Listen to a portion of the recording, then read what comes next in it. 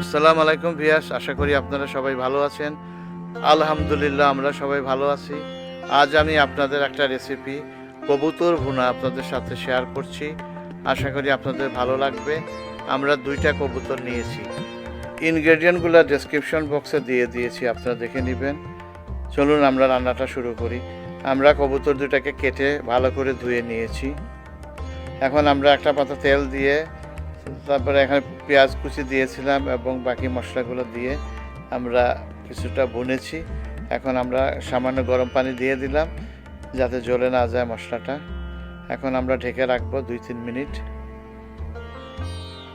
এখন আমরা একটু নেড়ে দিচ্ছি ভালো করে মশলাগুলোকে।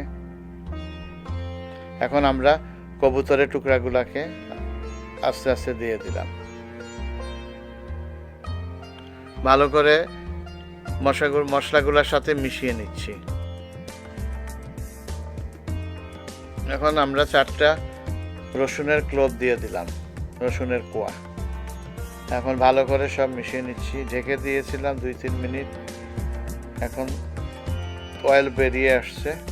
এখন আমরা একটু ভালো করে মিশিয়ে নিচ্ছি।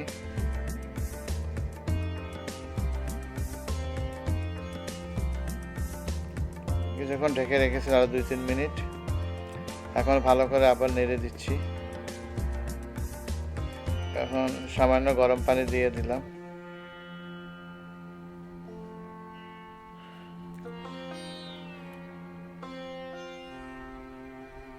ঢেকে দিয়েছিলাম 2-3 মিনিট।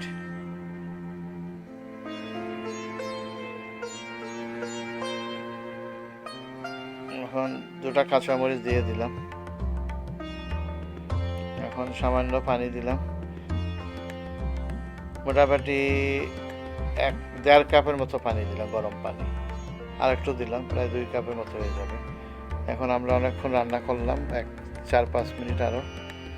এখন কাটা ধনিয়া পাতাগুলো দিয়ে দিলাম। রান্নাটা প্রায় হয়ে এসেছে, আপনারা ট্রাই করবেন। রেসিপি যদি ভালো লাগে তাহলে লাইক করবেন, শেয়ার করবেন, আপনাদের মূল্যবান কমেন্ট দিবেন, আমাদের চ্যানেলটা সাবস্ক্রাইব করবেন।